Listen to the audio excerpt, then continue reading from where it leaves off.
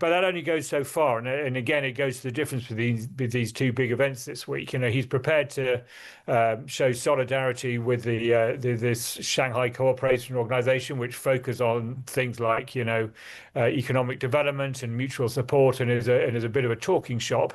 But he wasn't prepared to come to the parade, although I'm sure he was invited, and watch China's advanced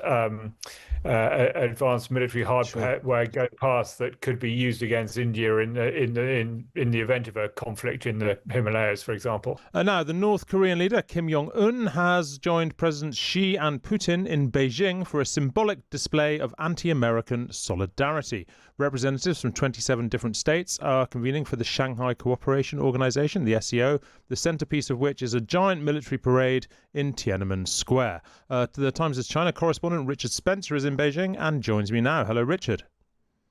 Hello. Yeah, I should probably just correct you there because they're very insistent that the summit in Tianjin for the Shanghai Cooperation Organization is very separate from the military parade, although the timing is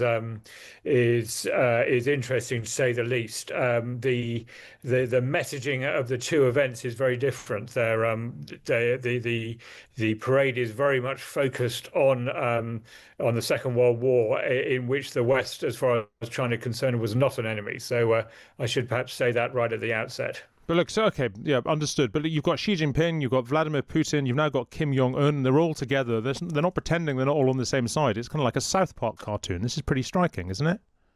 No, it's incredibly striking. No, it's a very complex and not very successful messaging operation, I would say. I just thought I ought to put what they say the relationship with these two events are. What we're expecting to see tomorrow is actually quite extraordinary. As I say, the lead up to this event has been very much focused on sort of international solidarity against fascism.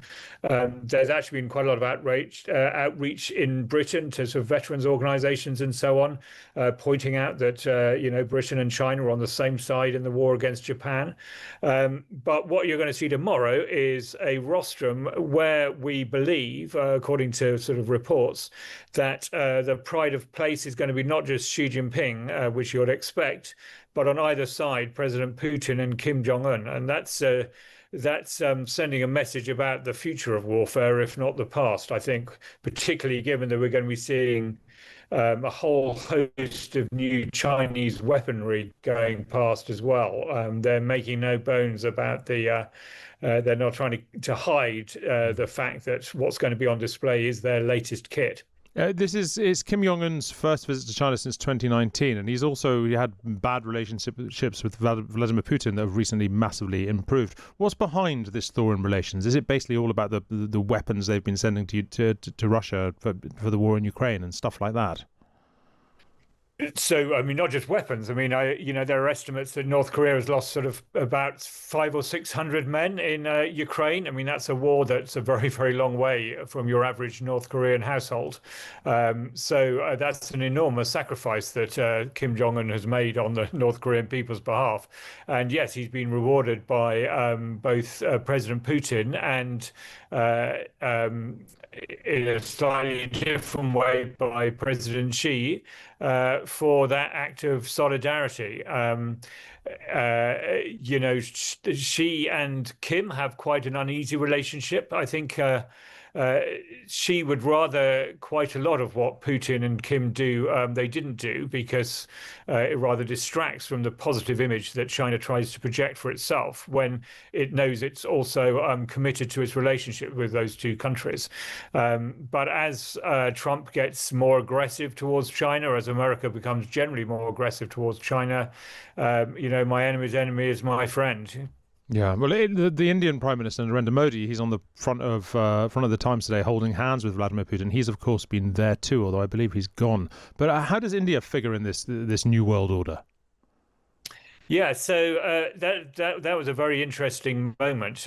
We knew that Modi was coming to this summit of the Shanghai Cooperation Organization, of which India is a member, but he hasn't been to China for a number of years either. He's had his own rows with Xi Jinping. In fact, there were clashes on the border between the two countries up in the Himalayas sort of 4 or 5 years ago, which led to a number of deaths. It was quite serious. And India and China are not natural friends. One's a democracy, one's the world's largest democracy, and one's the world's largest non-democracy. So they don't see themselves having a lot in common.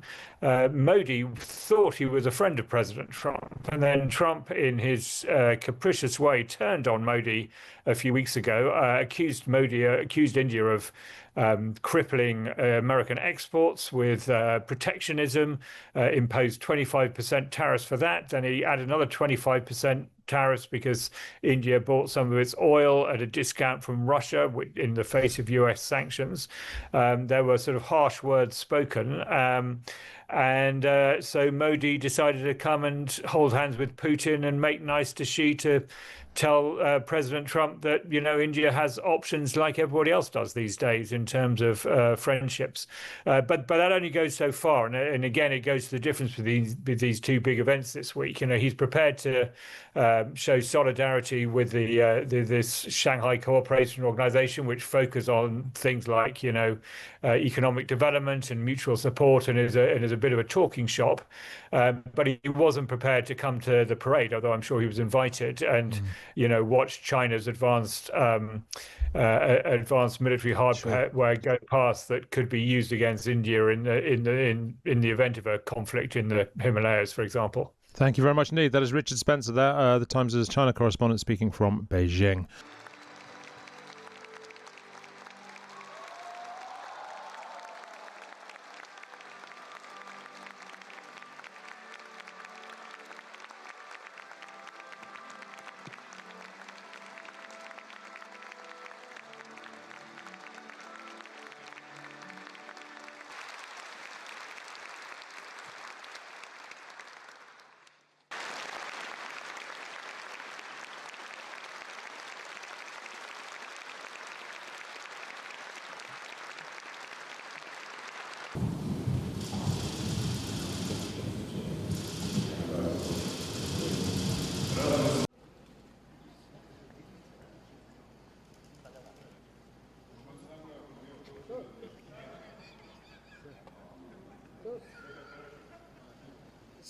Fourth, we uphold fairness and justice, promote a correct understanding of World War II history, and oppose Cold War thinking, bloc confrontation, and acts of bullying.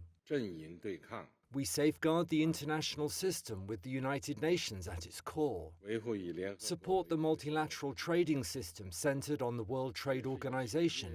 We should advocate for equal and orderly multipolarization of the world, inclusive economic globalization, and promote the construction of a more just and equitable global governance system.